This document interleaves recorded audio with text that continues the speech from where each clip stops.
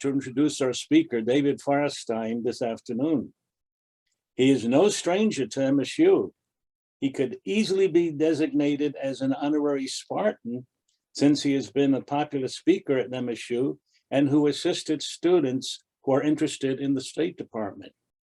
A career diplomat, Firestein served in the U.S. embassies in Moscow and Beijing. He is fluent, believe it or not, in both Mandarin Chinese and Russian. His main interests have been to focus on public diplomacy, particularly relating to China, Russia, and believe it or not, country music. He has written 3 books and approximately 130 articles in scholarly journals in U.S., China, and Russia. Among his awards were in 1997, Linguist of the Year, in 2001, Teaching Excellence, and in 2006, he was honored with a Secretary of State's Award for Public Outreach. His present position is as President and CEO of the George H.W. Bush Foundation for China Relations. So it really has been an honor to introduce you to David Firestein, whose presentation will be U.S. China Relations, an assessment at the 1-year mark of the Biden administration. So David, it's all yours now. Chuck, thank you so much for the very kind and very gracious introduction. I really appreciate it. And thank you, Chuck, for being so integral to making this happen. It is always a distinct honor and privilege and pleasure to be able to spend time with my very dear friends from Michigan State University. As Chuck mentioned, I feel like I bleed green and just absolutely have utmost love and respect for MSU, and have been, mostly thanks to Chuck, speaking at MSU for nearly 15 years now. Usually every year or two, I manage to get up to your beautiful campus, and it's just such a pleasure to be able to do this again. And Chuck, thank you so much again for all of this.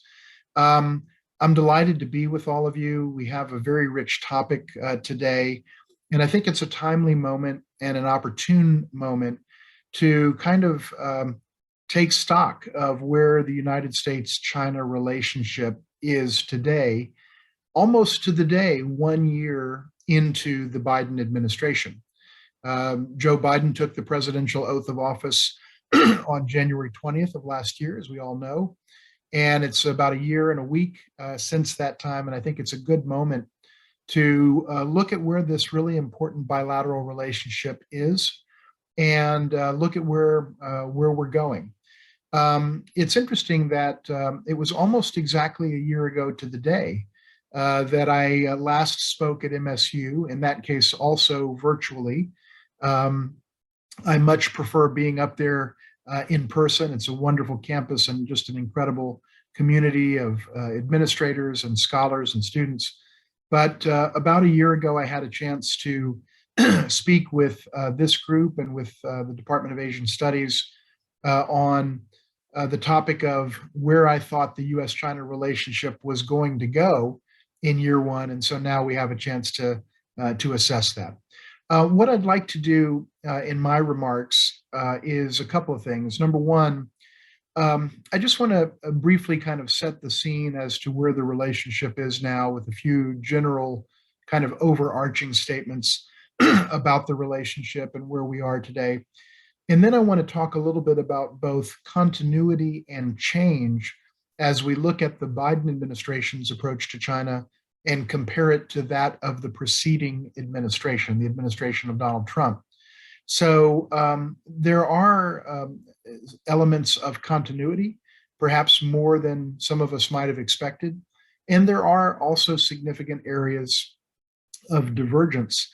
And I want to point out both of those types of things as we look at where the relationship is 1 year into the Biden administration.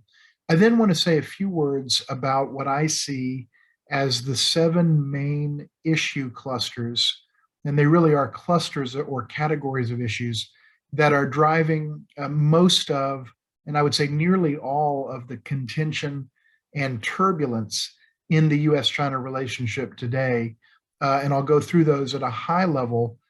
Because of time, we won't have the ability to delve into great detail because almost all of these topics and subtopics could certainly be 15-week graduate courses in and of themselves.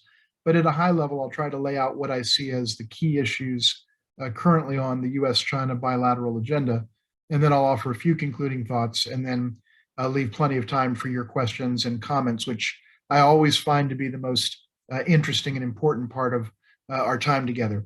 So that's what I want to try to cover. And I'm hoping to leave at least, as I look at the clock, at least 30 minutes or maybe a little more for Q&A. So first things first, where is the relationship today? Let me just say a few words about that before going into the continuity and the change in terms of the two administrations. Overall, I think the U.S. China relationship very much remains strained, challenged, very difficult, contentious. There is a lot of turbulence in the relationship. I think there is a pretty profound lack of mutual trust between the United States and China. Back of the envelope, I would say that trust between the United States and China today is probably lower than it has ever been since the 1970s. I sometimes kind of quip, and I wouldn't know, I don't think anyone would be able to quantify this in scientific terms, but I sometimes observe, and it feels true to me, that I think we had more trust in each other as countries in 1974 or 1975 than we do today, partly because the trajectory of the relationship was moving in a more positive direction. And while there wasn't much trust, it was increasing year by year. And now the level of trust is low and I would say decreasing. So we are at an all-time low in the modern era, probably since, probably ever, really, since it's been recorded in terms of mutual trust. And for that matter, also in terms of popular opinion, public opinion in the United States relative to China. And I would say the reverse is largely true as well. So it is a very difficult moment. I think all of us are well aware of that. That was true at the end of the Trump administration. It's still true today. And we really haven't, in earnest, pulled out from this low water mark that we're currently still in the relationship. So that's the general point that I would make. With that being said, let me say a few words about what I think is an interesting and timely topic, and that is to what degree is there continuity and to what degree is there change in the Biden administration's approach to China when comparing that approach to the approach of the preceding administration. So let me start by talking about the elements of continuity. And there are four major things that I would want to highlight here that I think represent continuity between the Trump administration and the Biden administration when it comes to how the United States deals with China. The first thing that I would say is kind of at a very basic level, I think one of the undergirding premises of the Trump administration's approach and President Donald Trump's thinking about China was the idea, to put it simply, that whatever it was that we were doing as a nation relative to China for the previous decades, it sure didn't seem to be working for us very well. It was suboptimal. It was generating suboptimal outcomes for the United States. That was the premise of the Trump administration with respect to China. And therefore, if what we were doing isn't working, then we need to do something differently. Well, that is very much the same premise that I think is at the core of the Biden administration's mindset. In other words, the Biden administration accepts that essential assessment or analysis that whatever we were doing as a nation prior to the presidency of Donald Trump, it wasn't working. And we've got to change course and we've got to do things differently. So at that very fundamental level, I think there is very much continuity between the Biden administration and the Trump administration that preceded it. That's the first point that I want to make. The second point that I want to make pertains to the framing and understanding of China from a U.S. perspective. The Trump administration came to very quickly, I would say pretty much right at the outset, certainly by the second year in office by early 2018 and arguably before that, came to understand China as the most formidable national competitor that the United States had or will have for the foreseeable future. And I think it's fair to say that the Biden administration feels exactly the same way, that China is the most formidable national competitor that the United States has. And by the way, I think that is an accurate assessment on the part of both the Trump administration and the Biden administration. I do think China is the single most formidable competitor that the United States will have in the lifetimes of every American alive today, including an infant born today. And this is another and a second area where the Biden administration essentially embraces the assessment of the Trump administration. So that's a second point of continuity. The third area of continuity is in the thematic area of reciprocity. One of the fundamental beliefs of President Trump himself and the people around him and the Trump administration more broadly was that there was a worrisome and very problematic lack of reciprocity in the relationship between the United States and China. And where it was most evident was in the trade relationship. And to sort of summarize it simply, it oversimplifies a little bit, but it certainly gets at the main point. And that is the following statement. The Chinese market has never been and is not now as open to US goods and services as the United States market has been and even now still is to Chinese goods and services. And that's even after nearly 4 years of the trade war. And that is true. That is absolutely true. There has been a significant lack of reciprocity or an asymmetry in the degree of market access and accessibility. And that's one area among others, but it certainly has been a big and kind of a dominant theme in the relationship going back many years, I would say a couple of decades at least. And the Trump administration simply believed that that lack of reciprocity was unacceptable and that we need to do something to change it. The Biden administration feels the same way. So this is the third point of continuity. The Biden administration feels that there is a lack of reciprocity, which there is, and that we as a nation need to do something to rectify that and to bring greater balance and reciprocity to the flow of trade and to other aspects of the U.S. China relationship. So that's the third area where I think we see very much so a high degree of continuity between the two administrations in their thinking on China. And the fourth area that I would point to as another area of broad continuity is in the area of the legislative and regulatory context within which the United States conducts its policy toward China. So during the Trump years, and especially the last 3 years of that 4-year term, a lot of laws came onto the books in the United States that either directly or indirectly dealt with or related to China. Some were China specific, others were more general, but had a significant impact on US relations with China. And those laws that came on the book generally had the effect of kind of tightening the US approach to China, increasing restrictiveness around exports, generating higher degrees of export controls, placing greater restrictions or scrutiny on inbound investment from China, and so forth and so on. And none of the laws that passed during those 4 years are going to come off the books. So they remain. Meanwhile, during the first year of the Biden administration, we have already seen that Congress and the president have passed and signed into law, respectively, laws that, again, deal very heavily with China and have the same general tonality and substance and trajectory. That is to say, overall, a trend line toward, quote, getting tougher, unquote, on China than we've been as a nation in the past. And so what we see is continuity in the legislative context. And that's also true in terms of US executive branch regulations, rules, presidential directives, executive orders, and so on. So we see a very high degree of continuity in the legislative and regulatory context. So those are the 4 areas that I would highlight at a high level as being elements of significant continuity between the administrations of Donald Trump and Joe Biden.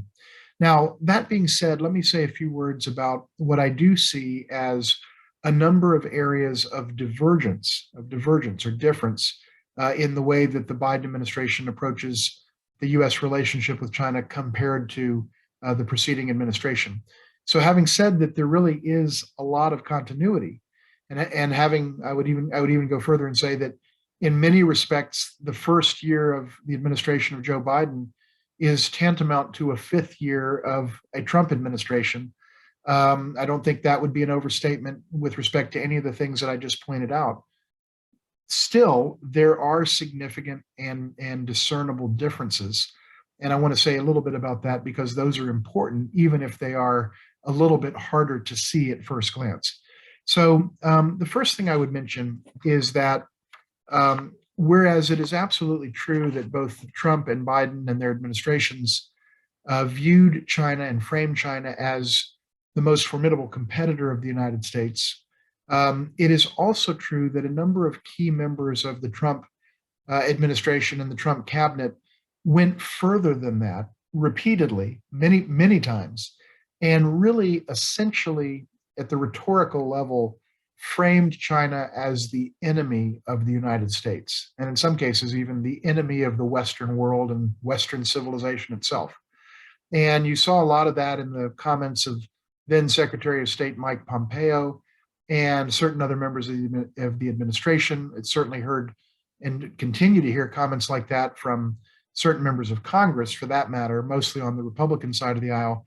But in terms of the administration, there's no question that certain key members of the Trump team, including especially the Secretary of State, really thought about China as an enemy and spoke about China and described China to the American people as an enemy.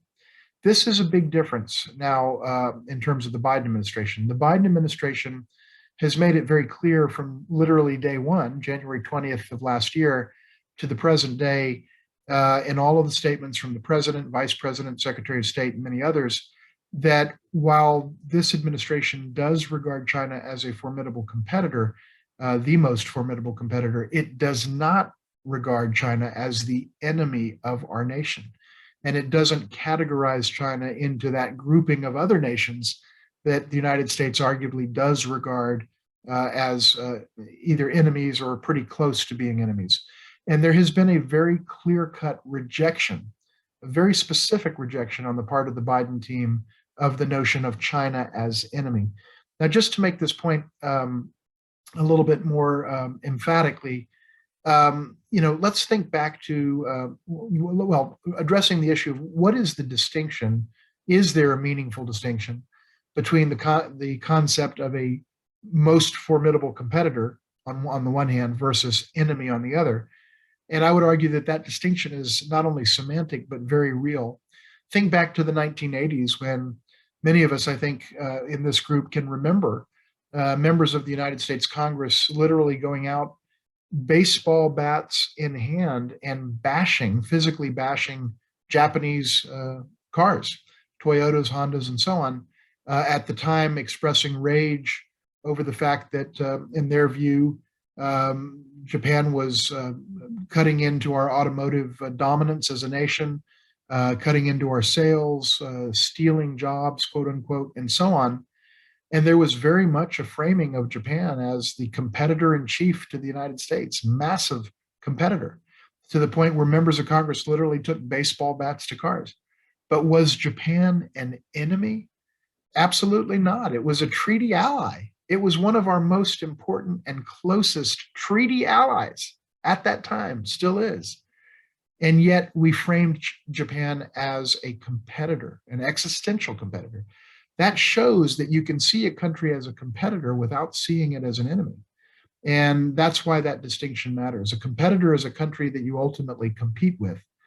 An enemy is a country that you either fight a war with or you start to prepare to fight a war with. And that distinction is a big one between the way that key Trump people saw China and the way that the Biden administration sees China today. So that's the first big difference. The second thing that I would point to is this notion of reciprocity. This is the second distinction, I think, that's meaningful. Yes, it is true, as I said, that the Biden administration, like the Trump administration, believes that reciprocity is lacking and that there needs to be more of it. But the key distinction is that in the case of the Trump administration, the mindset certainly appeared to be uh, if China's doing it to us, let's do it to them, period. Tit for tat. You do it to me, I do it to you. You punch me, I punch you. You poke me in the eye, I poke you in the eye. You restrict cultural exchanges, I restrict cultural exchanges. You restrict my scholars operating on your university campuses, we start to restrict that, and so forth and so on. And the mindset was we'll just do what they're doing, whether or not it comports with US law, whether or not it comports with US legally binding US international commitments, for example, under the WTO or other international bodies, commitments we've voluntarily made as a nation, whether or not it comports with American values and American norms and American traditions. So the idea was reciprocity at all costs, period. And we saw that play out. Um, that was a departure from all preceding administrations, no question about it. In the Biden administration, I think what we see is, yes, a desire for reciprocity. And yes, all of us want to see more reciprocity, for example, in the trade relationship, as I mentioned. But in the Biden administration, the mindset is what I refer to, this is my term, not their term, what I refer to as smart reciprocity. And what that basically means is let's, as a nation, we, the United States, let's seek reciprocity where it is in our interest to have reciprocity, but let's not seek reciprocity where it is not in our interests to have it reciprocity, and where it is not, where it does not comport with U.S. law, with U.S. international obligations, or with our values and mores as a society. So, in other words, let's don't just do it because they're doing it, because I think there's a recognition in the Biden administration that if you do that, you thoroughly undermine your own credibility when you then seek to criticize China for doing it, because if you're doing it yourself, you have no leg to stand on as you critique China's behavior, China's actions, and China's policies. So I think there's more of a recognition of that, and more of a recognition that ultimately what matters most is advancing America's interests, not symmetry for symmetry's sake or reciprocity for reciprocity's sake. So there's a more nuanced and textured approach to reciprocity in this administration than we saw in the previous administration. The third point that I would make, as by way of distinction or divergence between the way that the Biden administration goes about things versus the way that the Trump administration went about things, is that I think for the Trump administration, for President Trump personally, the key metric for him as he and his team were assessing policy options and trying to choose between policy A and policy B to address some particular public policy challenge, the key idea was, in my judgment, sitting on the outside looking at it, observing it, et cetera, as an outside observer, it seems like the key criterion was, does this policy comport with Trump's self-stated political philosophy of Make America Great Again, or MAGA, and America First? And if seemingly the policy comports with that, or can reasonably be expected to be perceived as comporting with or giving expression to MAGA and America First, then let's do it, irrespective of the actual result relative to the United States. But if it looks like it fits with that ideology, then let's do it. And I think that for the Biden administration, the metric is a very different one. And I think it's the same metric that we've seen with both Democratic and Republican presidents prior to Donald Trump, which is, does this policy advance the interests of the United States and the American people or not? And if it does, let's do it. And if it doesn't, let's don't do it. And then that's a very different way of thinking about public policy and foreign policy than kind of putting up a test of ideological purity and then measuring the attractiveness of a policy against that ideological metric. One example of this that I think is very clear cut is the issue of tariffs.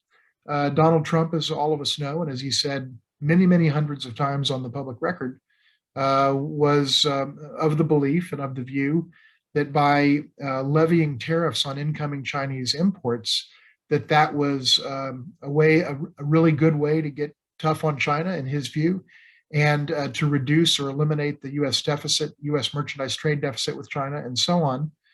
And he was going to show China that, as he put it in his own words, in his own tweet, that he was, quote, tariff man. That's how he described himself. That's not my term. And that tariff man was going to show China who was boss, and we were going to get tough on them with these tariffs. Well, that comported with the notion of America first, and it resonated with a certain segment of the population, evidently. Only problem with the policy was that it was horrible for America, and it blew out the deficit, did nothing to achieve any of the stated goals, gouged consumers, put people out of work, and did not a single thing to solve any of the actual problems that existed and still do exist in the U.S. China trade relationship. So the metric was this good for America? Because by any measure, on a nonpartisan or bipartisan basis, it was bad for America. The metric was, does this make me, the president, President Trump, look like I'm giving expression to make America great again and America first? And so he stuck with a policy that seemed like it fit the ideology, but that did absolutely nothing at all to advance U.S. interests, and in fact, damaged U.S. interests in very significant and important ways. So that's an example. I think the Biden administration generally approaches things with a very different metric in mind. The last couple of points I would mention here before touching on these different issue clusters that I want to talk about in terms of the current agenda are a very basic but very important concept in public policy, and we see it in the context of U.S. China relations, but it's an important theme more broadly than that. And that is the notion of the degree to which U.S. public policy is rooted in factual reality. It's weird, probably for all of us, to have to talk about this as a topic, but it is a topic in our country, and it's one that we need to pay attention to. And there was a propensity, and this is a fourth difference between Trump and Biden in terms of China, and I'm just talking about China for purposes here. There was a propensity on the part of the Trump administration to base policy toward China in factual falsehoods, absolute factual falsehoods. Now, let me be very clear. I'm not talking about differences of opinion. President Trump was absolutely entitled to his opinions, whatever they were. Everyone is entitled to his or her opinions, and he certainly was entitled as president to his subjective views on certain issues. And he was entitled to act upon those subjective views and opinions as president. That's what he was elected to do, and I get that. So what I'm talking about is not opinion, but fact. And many times with respect to China, he predicated an entire set of major policies on factually false information. Factually false information. Here's an example. The tariffs. How many of us in this group remember the hundreds of times that Donald Trump said on the record that it was China that was paying for the tariffs? Well, we all remember it because he said it all the time. Well, the fact is that statement is demonstrably, empirically, factually false. It is just absolutely categorically untrue, period. No other way to put it. It's a false statement, and demonstrably so. In fact, it's self-evidently false. A U.S. federal tariff is a federal tax on Americans. It is a tax specifically on the American importers of the incoming imports. Those Americans that are importing the stuff from China are the ones that have to pay the increased levy, the increased tax, that otherwise known as a tariff. And what do you think those companies do? They pass those costs on to the American people, the American consumers. So the notion that China was paying, in Trump's words, billions and billions and billions of dollars into the United States Treasury by virtue of the fact that we had these tariffs in place thanks to Trump, absolutely, categorically, unequivocally false, just dead wrong, not true at all. And yet that was the premise of his entire policy. So, the question I would pose to this group is, when the premise of your entire policy is a factual falsehood, what is the likelihood that the policy is going to do what you expect it to do? The answer is it's not very great, because you fundamentally predicated it in something that's untrue. So what I see in the Biden administration is a greater emphasis on factual reality and on facts, and for that matter, science and so forth. I won't delve into things like COVID-19 for purposes here, the broader issue of COVID-19. I'll touch on that topic in the context of U.S. China relations in a minute. But for purposes here, just the whole approach to trade, I think there is going to be an effort on the part of the Biden administration to root its analysis in fact rather than fiction. Now, let me say two things about that. One, as an example of what I'm saying, the sitting U.S. Secretary of Treasury, Janet Yellen, President Biden's Secretary of Treasury, said last summer on the record, and you can look up the comments, that the tariffs are bad for America and that it's the American consumers, for the most part, that are having to pay them. I say for the most part because it's the U.S. companies that are paying them, but in most of the cases, they're passing the costs on to the consumers. And Janet Yellen, Secretary Yellen, stated that. She said, look, it's the American people that are bearing the brunt of this policy. She's right. What she said was factually true. It's incontestable. But what's interesting is that not a single cabinet secretary in Trump's administration said that. But Janet Yellen is saying it. Now, how you reconcile her truthful and factually accurate statement with the fact that the Biden administration has done nothing to lift the tariffs, which are damaging our nation, is a difficult question to answer. And it's a question that's going to be adjudicated in the context of our political process over the coming months and through the midterms and beyond. But in fairness and in the spirit of nonpartisanship and bipartisanship, it is true that I've been tremendously critical of the Trump administration for imbecilically adopting tariffs as a national policy over the last 4 years. But I must therefore also be just as critical of the Biden administration because in the year and a week that they've had to undo these self-destructive tariffs, they haven't done so. And so now, after a year, I think we can fairly say that the Biden administration is complicit in an imbecilic set of policies that are horrible for our country. And I have to acknowledge that. This is not a partisan issue. Trump got it wrong, and so far, in my judgment, Biden has got it wrong as well. Now, the Biden administration knows better. And the reason I know that is because both Joe Biden and Kamala Harris, when they were candidates for president and vice president, said on their respective debate stages, on the record, you can look up their words, that the tariffs were horrible for America and that they would get rid of them. And that it was the American people paying for them. And all those things are true. And they haven't done it. So shame on them for not having fulfilled that promise, at least yet. I hope they do fulfill it at some point in the near future. But so far, I have to acknowledge they are complicit in this failed policy. Anyway, the fact that Secretary Yellen would at least acknowledge the truth publicly is an example of what I'm talking about when I say that there's more of a tendency to base things in fact. The final point that I would make, and I won't dwell on it, is just the style of communication on the part of our nation, our president, our Secretary of State, and other senior administration officials is very different now than it was under the Trump administration. This is the fifth area of divergence. I don't think I have to, amplify to too great a degree that President Trump was very unconventional in his chosen style of communication with the American people and the world, unconventional relative to the 44 presidents of both parties that preceded him. And we're now back to a much more classical and conventional style of normal presidential communication, whether one agrees or disagrees.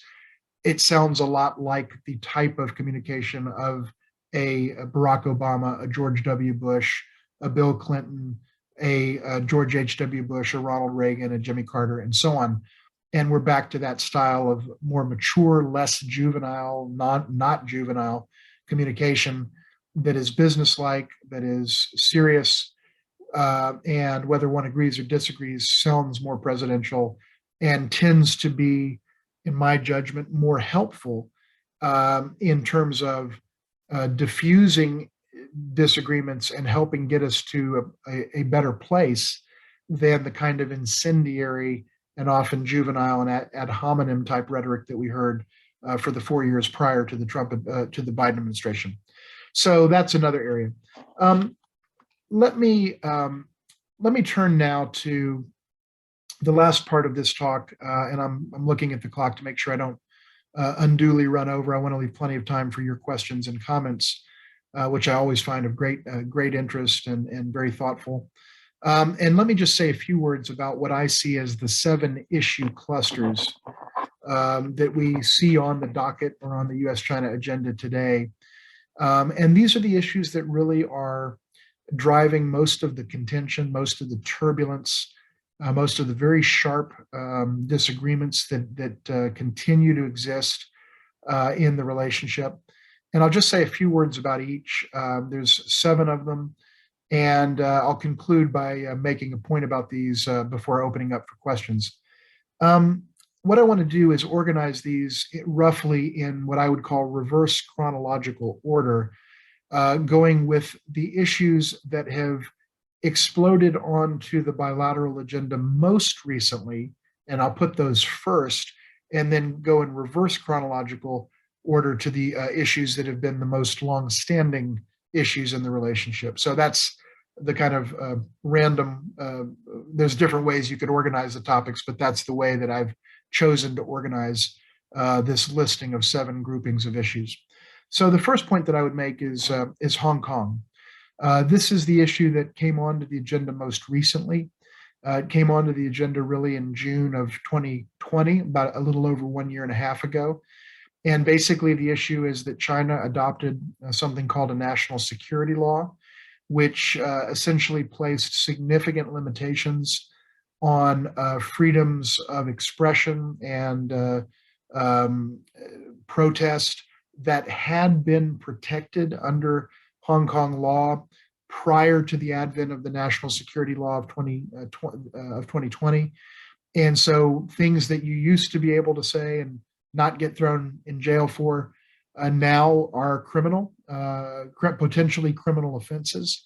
One can be criminally prosecuted for saying certain things, not merely for perpetrating an act of violence or something like that, but simply for expressing viewpoints that are now seen as unacceptable and criminalized. And as a result, it has had a major chilling effect on speech and expression in Hong Kong. It unquestionably represents a rolling back of the latitude for expression there, which had been fairly high. There had been a high degree of latitude for expression within Hong Kong prior to the advent of this law. Now there's much less space. And at many different levels, the law is certainly problematic, I would say troubling, and really alarming in a lot of ways. And it has become a major issue in the U.S. China relationship for a variety of reasons. But it's seen essentially through the prism of being a human rights issue as viewed from an American perspective. Needless to say, the Chinese view it very differently.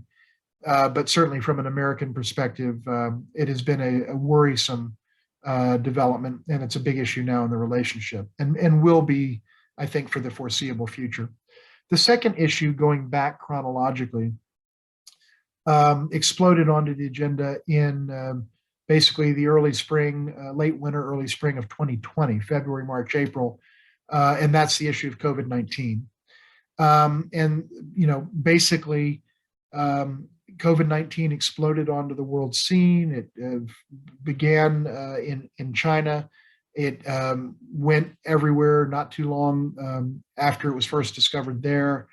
I should note that I've said many times that I think China botched its early handling of COVID-19 and got some important things wrong, mainly by not being open enough, transparent enough, or having enough of a sense of urgency in dealing with the issue right at the outset. By the way, I think in many ways the same could be said, certainly with respect to the sense of urgency or lack thereof on the part of the United States under President Trump's leadership. He said everything would be done by April of 2020, et cetera. And of course, subsequent to that time, nearly 900,000 Americans have perished because of this virus. So, we made our mistakes as well, but I do think China certainly made its share of mistakes as well. And I've said that. But the point I want to make here is that COVID-19 became a major trust drainer in the U.S. China relationship, the likes of which we haven't seen in at least a generation. And the bottom line is the way that the Trump administration chose to frame the issue was to basically say, this is, quote, the China plague. And this is something China did to us. China unleashed the plague. That was the exact phrase that Donald Trump used repeatedly. And another phrase he used was that this was, quote, Kung flu, unquote, as he put it, in his juvenile style. And so there was this rhetoric of they did this to us. And as I said at the time in an interview, I think most of us think that if a house is on fire, the first question that we would ask is there anybody still in the house? And the second question is, if so, how do we get them out? Not who started the fire. There's plenty of time to figure out who started the fire and why did it start later. First thing you do is you get people out of the damn house. Well, the United States didn't take that approach. It said, let's figure out who started the fire. And it didn't give sufficient weight, in my judgment, to saving lives. And that's why we've lost nearly 900,000 people to this date. So that framing of the issue turned COVID-19 into a huge area of contention, one that, in my judgment, it didn't have to be and shouldn't have been, but it became one, and it took 25 points off of U.S. favorable views of China. The only other single incident that ever did that was Tiananmen in 1989, and it just was a huge trust drainer. So this issue now has become a serious issue that is still kind of contested and still very much a sore point on the bilateral agenda. Didn't have to be that way, but that's how it is. The third area, going back chronologically to about 2017, 2018, is the area of so-called Chinese influence operations in the United States. Over the last 4 or 5 years, we've seen a high degree of expressed concern about China's presumed efforts to nefariously influence American public opinion and kind of propagandize the American people and so forth and so on. And I want to say a couple of things about that. This issue was not talked about much before about 5 years ago, but now it's one of the 7 issues that I think is an irritant, to put it mildly, in the relationship today. A couple of points. One, does China seek to inform and influence U.S. public opinion in support of its foreign policy objectives? Absolutely, yes. No question about it. That's not in dispute. Does the United States seek to inform and influence Chinese public opinion in support of our foreign policy objectives? Absolutely, yes. No question about it. I know because I did it. When I was at the U.S. Embassy in Beijing, I know that worked very well. It's very valuable work. And every country that has the means to engage in public diplomacy does so. It's just a normal thing for countries to do. There's nothing inappropriate about it. There's nothing unlawful about it as a construct. And the thing that I would note is that I think what Americans are reacting to, what some Americans are reacting to in terms of China's efforts to inform and influence our public opinion, is 2 things. Number one, there is a frustration about the lack of reciprocity, because China as a nation gets to operate in our open environment, but we as a nation are forced to operate in their much more closed environment. That has always been true. Our systems are different. Our countries are very different. Our regime types are different. And so there's always been a structural difference there. And I think the frustration around that has just boiled over. The other thing is, I think China, up until COVID-19, has gotten quite a bit better in its efforts to do this than it was early on. And I think people are reacting to that. But the notion that it's somehow inappropriate for a country to engage in trying to inform and influence the foreign public that it's dealing with is not something that is unusual. It's something that we as a nation do more than any other nation in the world, without question. And China seeks to do it as well. And no one alleges that China is engaged in illegal activities. They're just alleging that China has become fairly effective in their view at engaging in quote influence within influence operations within the United States. Here's the final point I want to make about this, and that is that if you look at U.S. public opinion toward China, which I think I referenced at the very beginning, and look at Pew Research and Gallup and other major nonpartisan U.S. pollsters that have measured U.S. sentiment toward China for many, many years and decades, what you'll see is that over the last few months, the data is in, 80% of Americans hold unfavorable views toward China per Pew. Only 20% hold favorable views of China. Those numbers are 25 points down from where they were 2 years ago. And that's because of COVID-19, and they're down from where they were obviously before Tiananmen in 1989. So, the 80-20 negative to positive ratio is something we've never seen in the modern history of the U.S. China relationship. I think you'd have to go back to the 1960s if we even polled on that topic at that time to find numbers that were comparable. And secondly, about 45% of Americans now say that they see China as the enemy of our nation. So the point that I would make, and by the way, that's a doubling of the number just in the last 2 years. It used to be 22%, now it's 45%. When I say used to be, that was 2 years ago, or even less than 2 years ago. And again, COVID-19 took a real toll on that. My point being, with 80% negative, 20% positive records in both cases, 45%, nearly half the country viewing China as an enemy of our nation, the notion that China is effective in propagandizing the American people is pretty laughable. They've never had worse numbers in the history of the relationship. And it's not something I think we need to worry about as much. I worry more about our nation starting to adopt some of China's worst practices and most restrictive practices as best practices to be emulated, taking us away from our values, historic and enshrined values of openness, openness to discourse, openness to differing points of views. And I think that we could very well, if we're not careful, end up as a nation with a solution to the Chinese influence problem that is much worse than the problem ever was to begin with. But that's what I want to say about that topic. The next area I want to mention, the fourth out of the seven, is technology. Again, I've talked about Hong Kong, COVID-19, and influence operations. This area is technology. The United States and China are engaged in a major league, very serious competition, robust competition around the development of technology.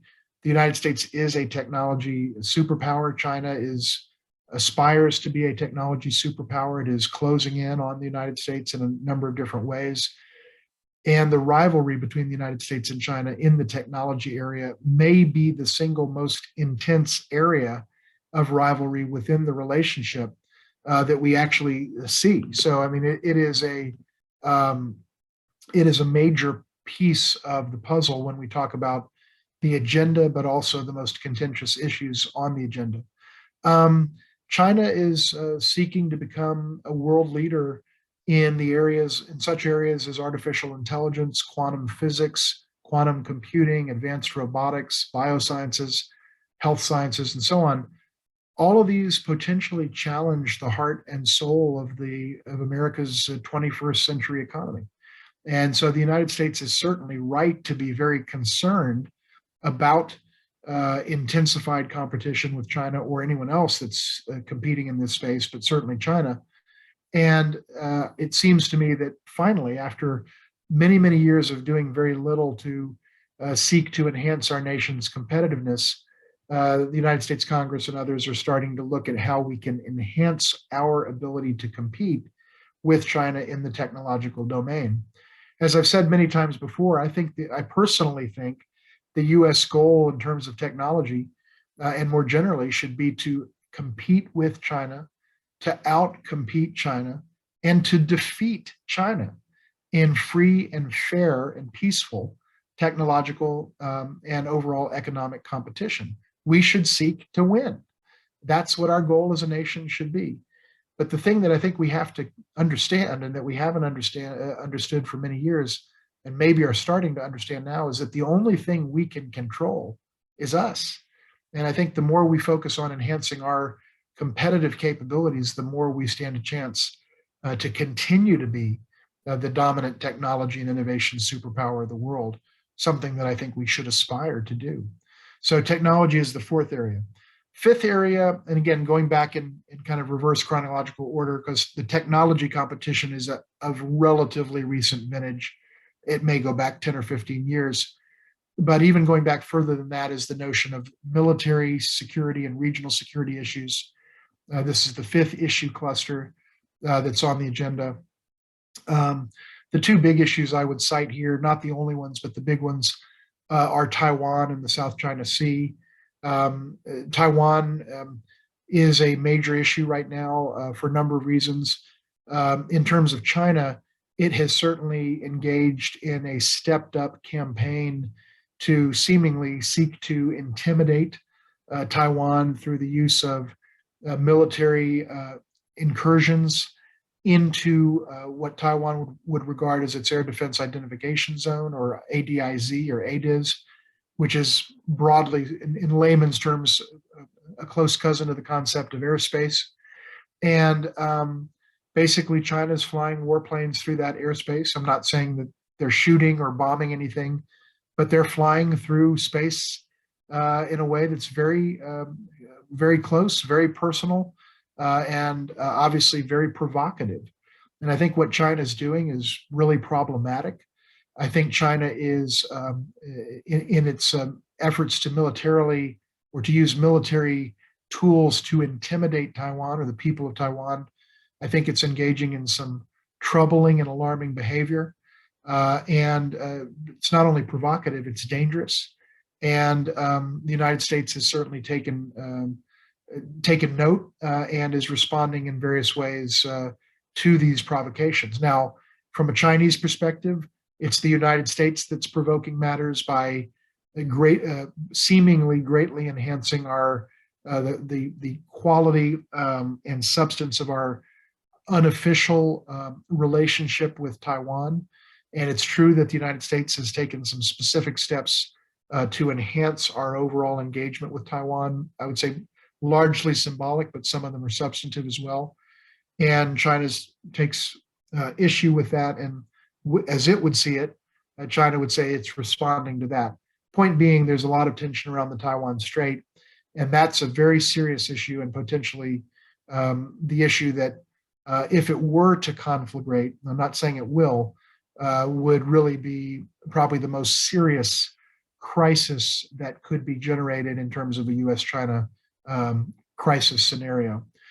South China Sea, China continues to assert its claims to territory and water in the South China Sea. I've said many times before, I think China's South China Sea claims are absolutely indefensible under contemporary international law, and specifically the United Nations Convention on Law of the Sea, or UNCLOS.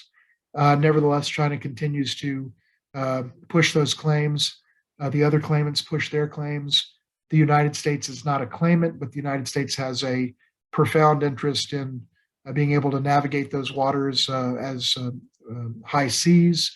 $5 trillion of trade flow through the South China Sea every year, and the waters are really important for a variety of reasons.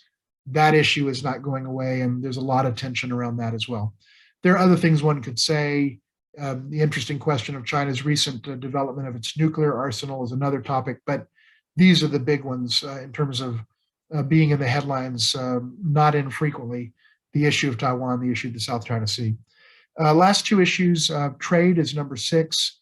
I don't think I have to belabor this one. Everyone knows that the trade issue has been on the docket for many years, and I would say for really probably 2.5, 3 decades. And the bottom line is we still really don't see a path forward that is getting us to a place that we want to. Hang on one second. My dog, who is sleeping next to me, was wagging his tail into a metal lamp and it was creating noise. And I apologize for that. My sincere apologies. I had to stop that because it was distracting me. Let me come back to the point. The U.S. China trade issue it remains largely unresolved. From a U.S. standpoint, there's no question that there's an asymmetry. There's a lack of reciprocity. No question about that. That's well established. Most Chinese would privately grant that that is true, and they would try to explain why it's true. China engages in some very unfair trade practices. That is also true. In some cases, China violates agreements. In fairness, I should note, sometimes the United States violates our own legally binding commitments, such as when the WTO, the World Trade Organization, declared that the great majority of Trump's tariffs were illegal under the WTO, which they were and are. But we don't care. We're still going to do it. And China takes a similar approach. And so there's a lot of problems. This issue is probably one of the issues that actually could be resolved. It's more of a technical issue, and at least to a certain degree. And there are not the same number of red lines around this issue that there are around what, let's say, China would regard as issues of sovereignty and territorial integrity, such as relating to Taiwan, South China Sea, and so on. And yet, we've largely been at an impasse in the trade issue, and we could say more about that in our discussion session. Some progress was made in terms of trying to negotiate, some trade agreements, some purchasing agreements. But I think the best thing that both the United States and China could do to really get the conversation on trade moving in the right direction again is simply to get rid of the job-killing, consumer gouging tariffs that both countries have put in place, and go back to the status quo ante, and then try to surgically solve the real problems that actually do exist. We can talk more about that if there's interest later. The final issue I just want to mention is the issue of human rights. And this goes back probably the furthest, certainly to the 1980s. The United States and China just fundamentally have very different views of human rights. The United States and China do not define the term the same way. We don't mean the same thing when we use this word, whether in English or in Chinese. The concept doesn't really translate, if you will. And we just don't see it the same way. And to foreshadow my concluding comments here in a second, we're never going to see it the same way. And there's no question that China does really some deplorable things in terms of human rights within its own boundaries. There's no question about it. I would also hasten to add, in different ways, we, the United States, are also a very imperfect nation. And we've seen tens of millions of our citizens protest in the streets over the last couple of years over some injustices that exist in our country. Are they the same injustices that are perpetrated in China? No. But I think we also have to recognize that we need to come at this issue from a place of perhaps greater humility than we have tended to do. But the truth is, China's record is very poor. And the other truth, and one that I think is uncomfortable or unsatisfying for us as Americans, is our ability as a nation to change Chinese behavior around this set of issues is nil. There's nothing that we can do to get China to do things the way that we want them to do them. I wish it were different. It's not.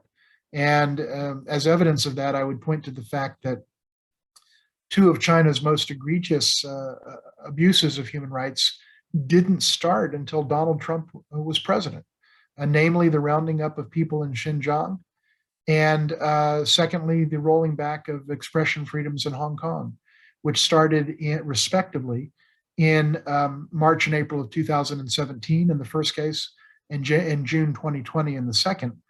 Were these things Donald Trump's fault? No, they weren't. These things are things that the Chinese regime did. That being said, our self-styled tough guy was utterly and completely and totally unable to do anything to stop them. And it just shows that this notion of rhetorical toughness or image toughness doesn't translate into making a difference in the real world. If it did, China would never have started these things on Trump's watch. So, I think we have to be realistic about the limits of our ability to influence what happens inside the boundaries of the People's Republic of China. Does that mean we shouldn't speak out on these issues? No, I think we should. I think that's appropriate. That being said, we have to recognize that China is a big, powerful country, and there's some countries we can push around, we, the United States, and there's other countries that it's a lot harder to push around. China is one of them, and I think we have to recognize that. So, in conclusion, and saving about half an hour for Q&A, I just want to say this. The U.S. China relationship remains very contentious and very challenged. It's going to be for the foreseeable future. I don't foresee any major breakthroughs that are going to take this relationship to a qualitatively different place over the coming weeks or months, or even over the coming years. And this administration, the Biden administration, talks a lot about the notion of managing the competition with China responsibly. That's kind of the talking point. That's the soundbite that summarizes the mindset of the Biden administration. Manage the competition responsibly. Well, I think what we need to really think about is how do we manage not competition, but irreconcilability better than we have? How do we manage the irreconcilability of the US and Chinese positions on pretty much the entire range of issues that matter in the US China relationship, at least as viewed through a US lens? The fact is, we're never going to see, we, the United States and China, are never going to see eye to eye on human rights, on Xinjiang, on Hong Kong, on Taiwan, on US arms sales to Taiwan, on whether Taiwan should or shouldn't be a member of the WHO, the World Health Organization, on whether Taiwan should or shouldn't have been invited to the democracy summit that occurred in December. We're not going to see eye to eye on China's approach to the South China Sea. We're not going to see eye to eye on COVID-19, and the list goes on. China's unfair trade practices and so forth and so on. The fact is, we just see these things differently. We are always going to see them differently. We are, with the possible exception of maybe getting to a slightly better place on trade, maybe, and that's not a given. The other ones, it's just not going to happen. So the question is, how do we manage the irreconcilability of the US and Chinese positions on these issues? Are we managing that irreconcilability? Do we recognize the irreconcilability? And if so, if not, we should. And if so, are we managing the irreconcilability as effectively as we can or optimally? I would argue that we're not. And I think that's what we all need to think about as we go into the second year of the Biden administration.